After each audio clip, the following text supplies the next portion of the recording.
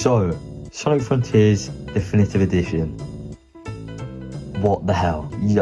I know this is a little bit different from my other videos. The video that I promised about Sonic and All-Stars Racing Transformed is coming soon. Trust me, it's in development. It's around like halfway done. And yes, I know I'm a little bit late to the Sonic Frontiers DE stuff. It's been like a month since it was leaked. But I just wanted to talk about it because maybe next month it could be revealed. The reason I say next month it could be revealed is because there's rumours of a Sonic Central happening. We didn't get a Sonic Central last year, which loads of people didn't like. Personally, I didn't mind that because it's kind of like a if it ain't broke, don't fix it thing. Like, if you have nothing to say, what's the point of saying anything? But something that could be revealed in that Sonic Central is Sonic Frontiers Definitive Edition. Now, it's pretty much confirmed that this game is coming out at some point, whether it's this year, next year, because the amount of leaks we're getting, it's like, it is confirmed pretty much. You know, the game's description for the original Frontiers has been changed on Steam, the price has gone down, it's been rated in what, like South Korea, Japan, I don't remember. It's confirmed, except for like official confirmation from Sega themselves. Now, I know Sonic Central is on everyone's minds, but I just want to talk about what could be in the Definitive Edition, the pros, the cons, stuff like that. Now, I'm just going to get this out of the way. I am super conflicted. It's kind of like the devil and the angel on my shoulder, where it's like, on one hand, I see the pros of it, you know, fixing the controls, because I know a few people didn't like that. But on the other hand, it's kind of like the game came out less than 4 years ago. Do we need a definitive edition? The pros about this could be, you know, like fixing the pop-ins. Personally, when I played through Frontiers, which was only about 3 months ago when I completed the game, I never actually experienced the pop-ins, and if I did, I don't remember it.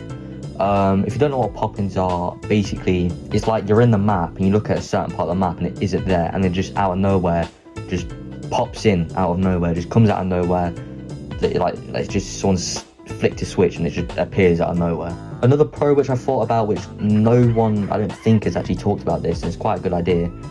Obviously in Shadow Gens, for some reason Chaos Island was a level, and so many people were confused, like, why is Chaos Island a level? Like, Shadow wasn't in Frontiers. I don't think canonically he's even been to Chaos Island. Maybe he has in the IDW comics. I've never read any of them, so I couldn't tell you. He might have, I'm not sure. So it would be cool to maybe in the Definitive Edition, kind of like for Sega to tie the knot and say, this is why Chaos Island was in Shadow Generations. Maybe in the Definitive Edition, they put something to do with Shadow, like a Shadow mission in Chaos Island. Another thing which loads of people have been talking about for the pros is a Switch 2 port. Now, this is a bit of a weird thing to compare it to, but you know, if you were to play, I don't know, Fortnite on Xbox or PlayStation or PC, the game like runs good. But if you were to play Fortnite on the Switch, the original Switch, it looked terrible. It looked terrible. That's kind of like what Frontiers is. It looks good on like PC, it looks good on PC, it looks good on PlayStation, it looks good on Xbox. But if you were to play it on Switch, it doesn't look good, it doesn't run as good, it lags, stuff like that. So if they can import it to the Switch 2, which has better hardware, it can run the game better, that would be good. The only thing is though, again, I don't think it is just for Switch 2, I think it's for every console. I think actually Fidel confirmed that like it isn't just for, it isn't like a Switch 2 port, like it is an actual game coming out. Now for the cons, I have a good few of them. One of them's I've already mentioned it, the game's not even 4 years old. Do we need Definitive Edition when it's not even 4 years old? I don't think we do. Another con is like, kind of alludes to the last one. All of this can just be added in an update. Like all the pros that I said in the last section, all of this can just be added in an update. They've done updates before, they've done the DLC. You can just add all this in an update, it's fine. We don't need a new game for all this stuff. Another thing is, recently we've kind of got loads of classic games or re-release games, for example Sonic X Shadow Gens. Fans want a new 3D game to play, which that could also be revealed in the Sonic Central. We don't know.